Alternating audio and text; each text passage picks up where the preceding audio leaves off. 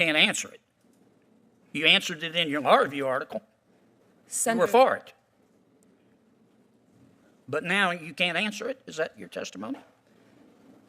my testimony is that was an article from over 13 years ago, and that as a judge now, and as I have been for nearly the last 5 years, my responsibilities are to fully, faithfully, and The truth is, you believe that a male prisoner should be able to allow at the sentencing phase to claim that he is transgender in order to be assigned to a female prison.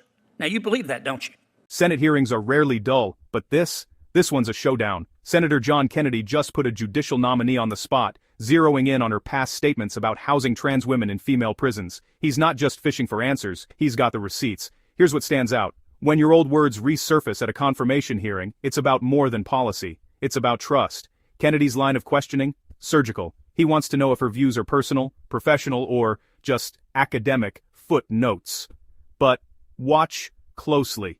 When pressed, the nominee leans on legal nuance and neutrality, dodging a clear stance. Sure, that's standard for judges, but there's a razor-thin line between staying impartial and sidestepping the question. And that's the real story. In moments like this, it's not just about what's said, it's about what's left unsaid. Because in Washington, consistency isn't optional, it's everything. Senator Klobuchar, Senator Kennedy.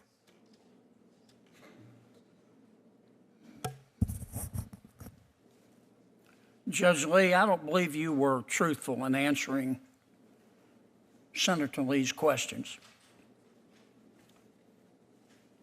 You wrote an article in 2010 entitled An Overview of Special Populations in California Prisons, did you not?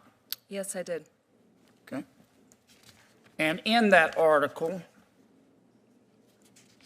you argued that male prisoners should be allowed to claim they are transgender in order to be assigned to a female prison, didn't you?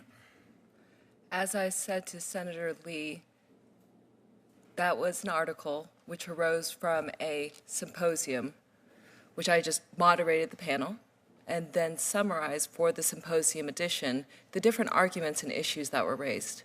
Well, I've read your article, and I don't think that's accurate. You identify certain special populations, transgender people, immigrants, and racial minorities. And you're very critical of the way the California prison system treats them. For example, I'm going to quote here, your words, not mine. The prison system relies heavily on a dichotomous sex-based means of classification. Prisoners are classified by their biological attributes rather than their gender identification. As described by one of the people in the California prison system, the classification process is gender neutral. We really don't distinguish between transgender and non-transgender inmates. Did I read that correctly? Senator, I don't recall it word by word, but Here it is. So. Okay. And at the end, here's your conclusion. Your words, not mine. In conclusion, because each of these populations, including transgender, traditionally has been marginalized by American society based on their gender, race, ethnicity, or status, they are often further distanced from and marginalized by society upon incarceration. A recent president said you can fairly judge the character of a society by how it treats the weak, the vulnerable, the most easily forgotten. Did you say that? That's what was written. Okay. And so, but you're saying your article is just a summary of the opinions of people that you moderated? I moderated a panel. There were 3 panelists about those different topics. That's what was represented in terms of the issues. And well, let me just ask you, do you think that a male prisoner convicted in a court of law on a final judgment should be allowed to claim that he is transgender in order to be assigned to a female prison? Senator, as discussed earlier, the issue of assignment in facilities and such is one which is being actively litigated in California and may become before me.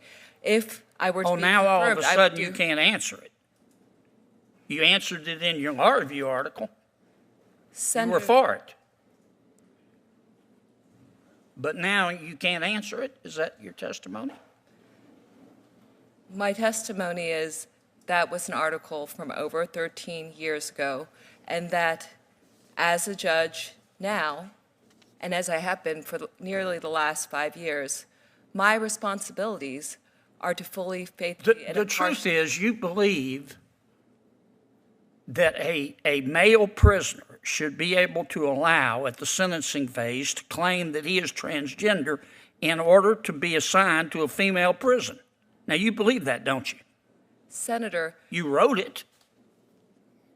again, that was a piece which summarized and came out of a symposium edition about the California prison crisis generally. You found it at Georgetown, the Georgetown Journal of Gender and Sexuality Law Journal, did you not? At Georgetown, I was one of the founding members. I didn't, of the. Did you found it? Did you help found it? I was one of the initial founding group members. All right, and one of the first articles was entitled, that you picked was entitled, quote, "The Politics of Eradication and Future of LGBT Rights." And in that article, you accused Republicans, or the article you chose, accused Republicans of being influenced by, quote, "a desire to eradicate LGBT identities." Is that accurate? Senator, I was an articles editor in the first edition. You don't remember was that never- article? I do not recall. I do not know whether or not I edited that. Okay, well, here's article. another article you picked. Quote, here's the title of the article that you picked for your journal. "Gender is Fake. The Ongoing Need for an Equal Rights Amendment."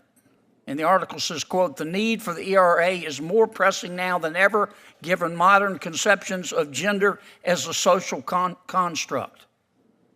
Did I read that right? Senator, I don't, as I said, I was an articles editor who